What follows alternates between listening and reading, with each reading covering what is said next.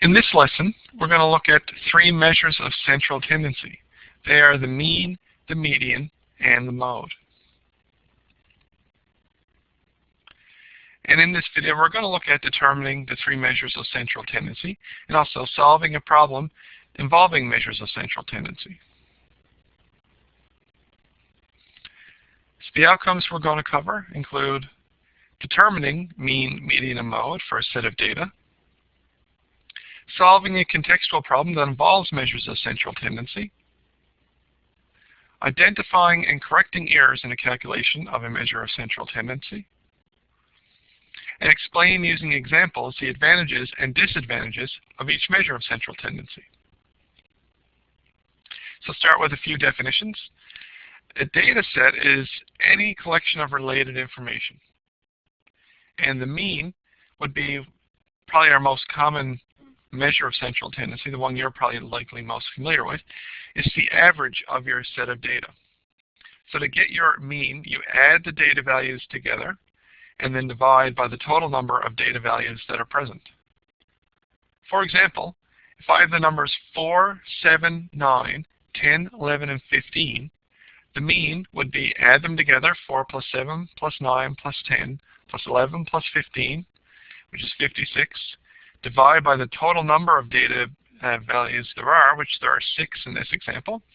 56 divided by 6 gives us a mean or average of 9.3 for these numbers.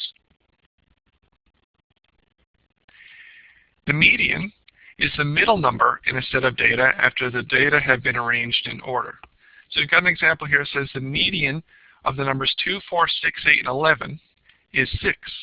And to find that, what we do is we progressively cut off the ends. So we start by crossing out the 2, cross out the 11, they match, cross out the 4, cross out the 8, because they match, and we're left with one middle term, which is 6. When there's an even number of data values, the average of the two middle values is used to find the median. So in this example here, if I have the numbers 1, 5, 9, 13, 16, and 20, you'll notice that there are 6 data values here. So if I want to calculate the median, first I'm going to, once again, lop off the ends.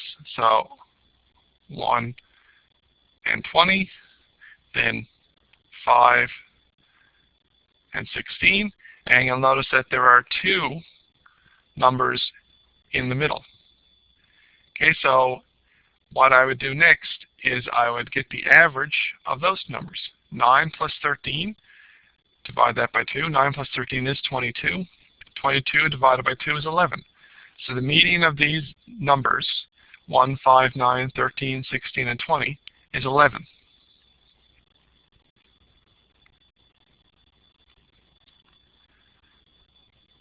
The mode is the number or numbers. It could be 2 or 3 or 4 different numbers. The number or numbers that occur most frequently in a set of data. So a data set can have no mode, it can have one mode, or it can have many modes, more than one. And the mean, the median, and the mode are all called measures of central tendency. And a measure of central tendency is any value that represents the center of a set of data. Okay, so mean, median, or mode are all considered measures of central tendency. So we're going to look at an example first of determining the mode in a set of data. Frank, a cafeteria manager, wants to know which type of sandwich is the most popular. He records the sales of each type of sandwich for 1 week. A tuna salad sandwich, 40 people ordered.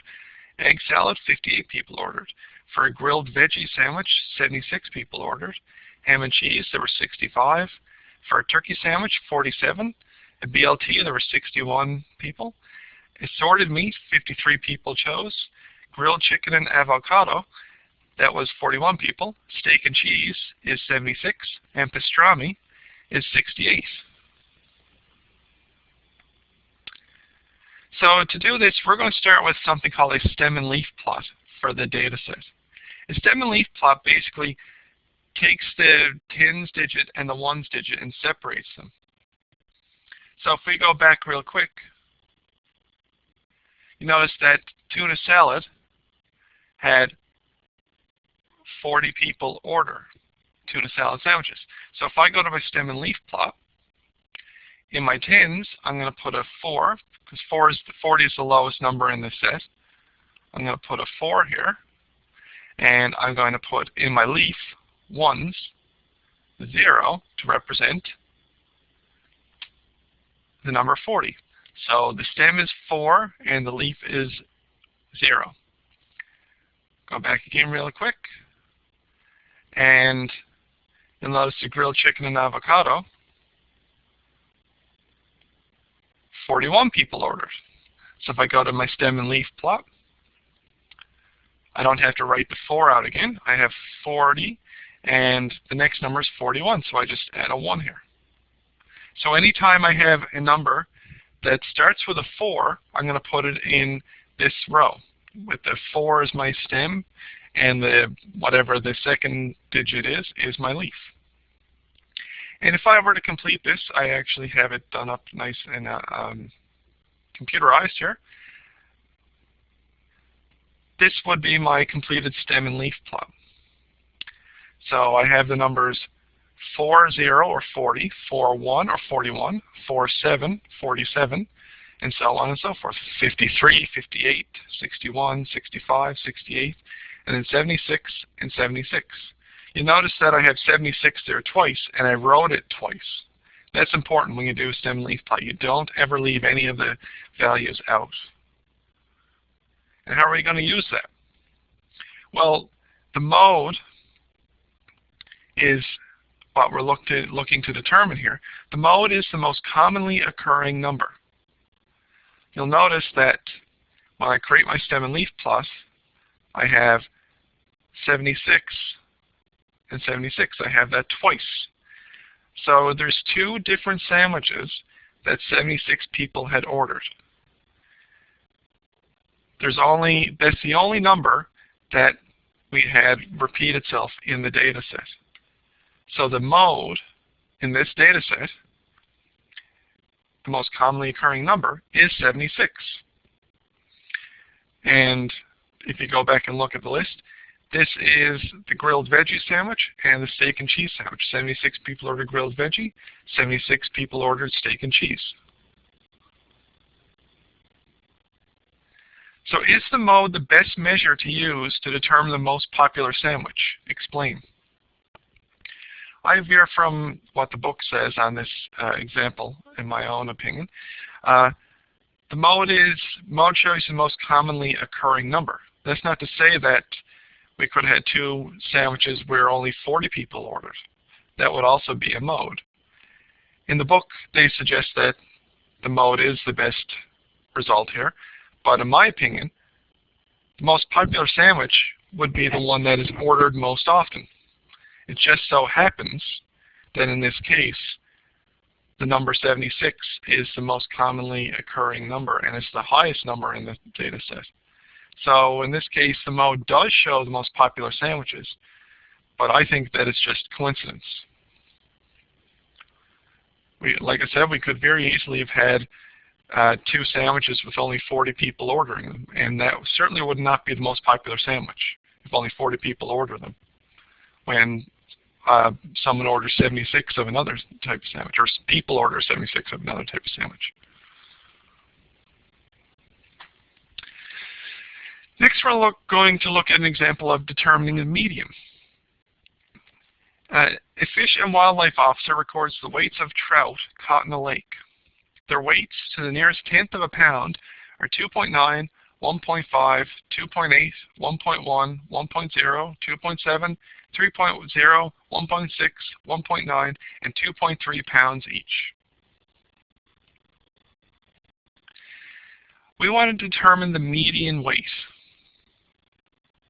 So the first thing we're going to do is take those weights, which I have listed here again, and we're going to put them in order from least to greatest first. So if you go through your list here, you're going to see that the lowest number on the list is the number 1.0. Okay, so that would be the first number I put in my list. 1.0. The next lowest number is 1.1. So that's going to be next to my list, 1.1. And so on and so forth. What you're going to find is that our numbers look like this. 1.0, then followed by 1.1, 1.5, 1.6, 1.9, 2.3, 2.7, 2.8, 2.9, and 3.0. Once we have our numbers in order, we start lopping off the ends to try to find the median value. So for instance, I would take the 1.0 and I take the 3.0, the two ends, and I cancel. Then I go to the next lowest, which is 1.1, and the next highest, 2.9, and I remove those.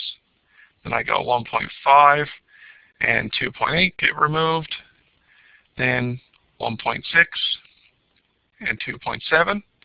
And what you're going to notice is, once again, there are two numbers in the middle.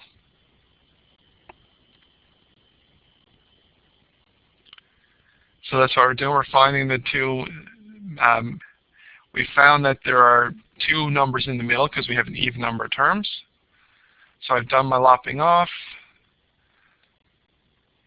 And I take my middle two terms, 1.9 plus 2.3, divide those by 2.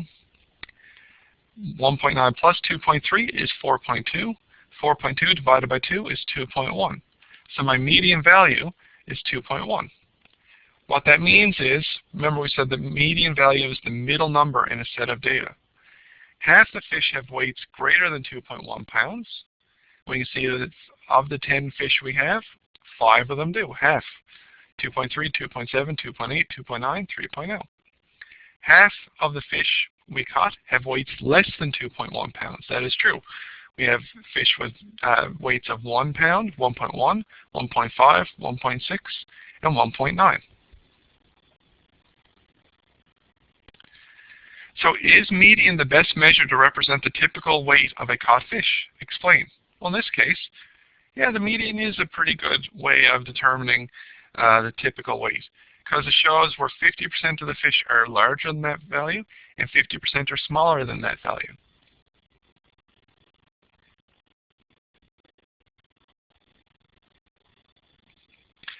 Lastly, this is something that you might have done many a time. We're going to look at calculating the mean. This table here shows Tristan's physics marks. So his mark is based on a lot of different aspects. Homework, he got a mark of 90% so far. In quizzes, he's got a value of 62. In his projects, he has a mark of 68. In his exams, he has a mark of 75. And in his oral presentations, he has a value of 85. So we want to find Tristan's average mark, or his mean, for physics.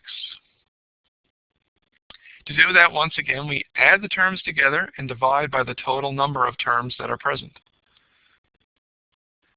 So he had a 90 in homework, a 62 in his quizzes, 68 in projects, 75 in exams, 85 in oral presentations. We add them all together, and there were 5 different categories. So add our marks together, we get 380. Divide that by 5, we end up with an average of 76. So that is determining your mean or your average. So to summarize, there are 3 measures of central tendency.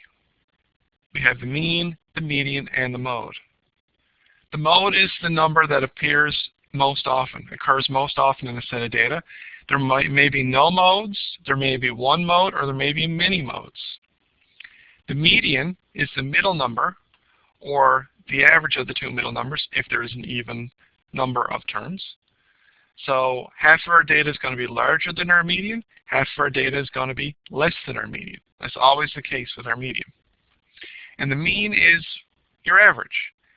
To find the mean, we add the terms together, then divide by the number of terms.